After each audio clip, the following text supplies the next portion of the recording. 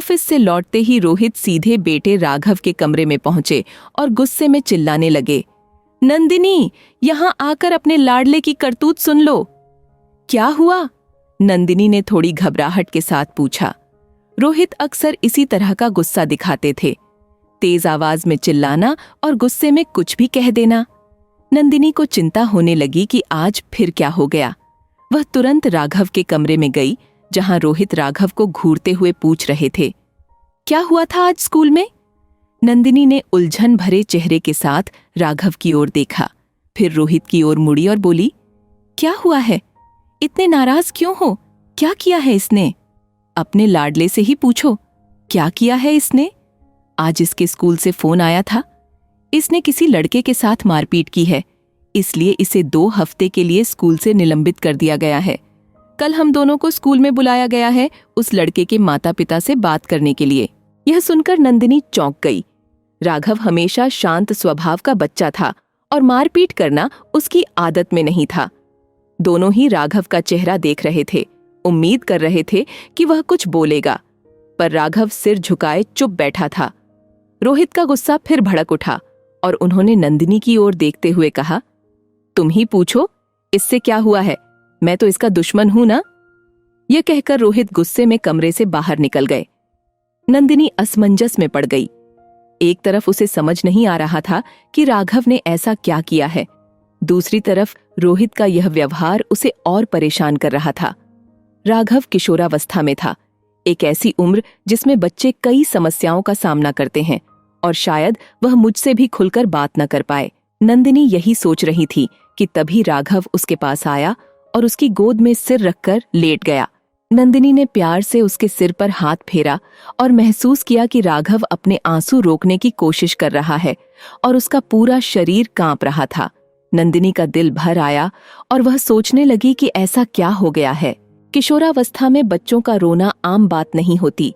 15 साल का बच्चा अपनी समस्याओं को खुद सुलझाने की कोशिश करता है, लेकिन सच तो यह है कि इस उम्र में उन्हें सबसे ज्यादा मार्गदर्शन की जरूरत होती है। नंदिनी बिना कुछ बोले राघव के सिर पर हाथ फेरती रही, यह इंतजार करते हुए कि जब उसका मन शांत होगा तो वह खुद ही कुछ बताएगा। कुछ देर बाद राघव थोड़ा संभला और उसने नंदिनी की ओर देखा। धीमी आवाज में वह बोला, माँ, जो भी हुआ उसके लिए मुझे जो भी सजा मिलेगी मैं उसे स्वीकार करूंगा। आपने ही सिखाया है कि गलत काम होते देख चुप रहने वाला भी उतना ही दोषी होता है जितना कि गलत करने वाला।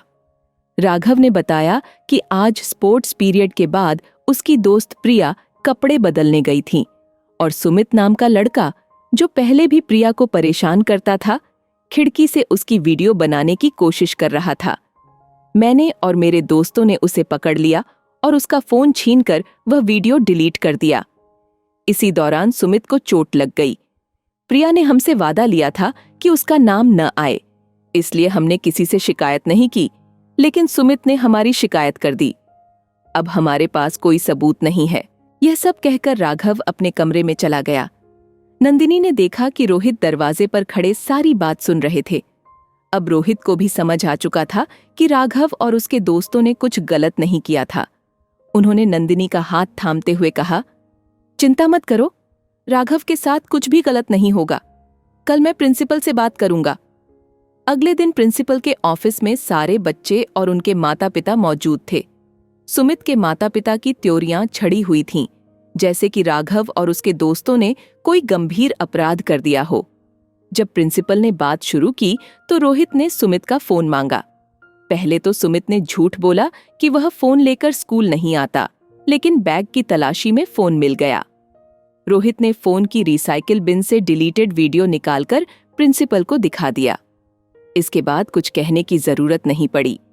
प्रिंसिपल ने सुमित को स्कूल से निलंबित कर दिया और राघव और उसके दोस्तों की तारीफ की कि उन्होंने प्रिया का नाम किसी के सामने नहीं लिया। प्रिंसिपल ने रोहित और नंदिनी से कहा, आपने अपने बच्चों को सही संस्कार दिए हैं, इसके लिए आप बधाई के पात्र हैं। यह सुनकर राघव और उसके दोस्तों के माता पिता के चेहरों पर गर्व की मुस्कान फैल गई। सुमित के माता पिता ने अपना सिर झुका लिया।